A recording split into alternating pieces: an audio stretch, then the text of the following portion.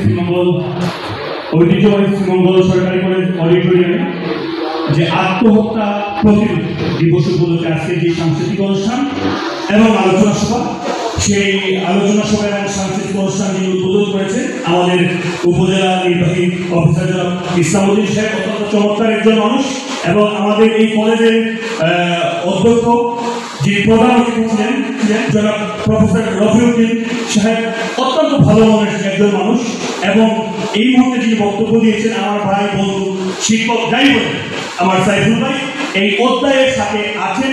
আপনাদের অনেক ভালো ভালো কাজ আমি ইতিমধ্যেই দেখি সাইফুল ভাই আপনাদেরকে সহযোগিতা করেন। তো আত্মহত্যা মহাপাপ সেটা প্রত্যেক ধর্মেই আছে।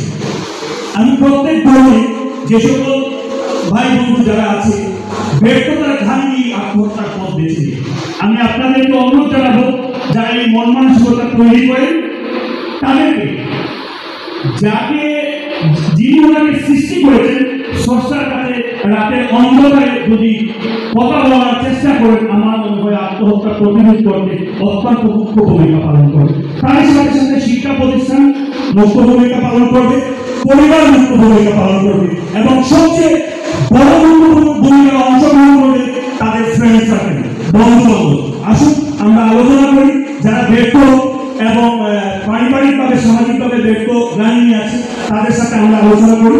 ধন্যবাদ সবাইকে। আমাদের অনুষ্ঠান সময় অনেক চলে গেছে, আমরা এখন সাংস্কৃতিক অনুষ্ঠানে চলে যাবো।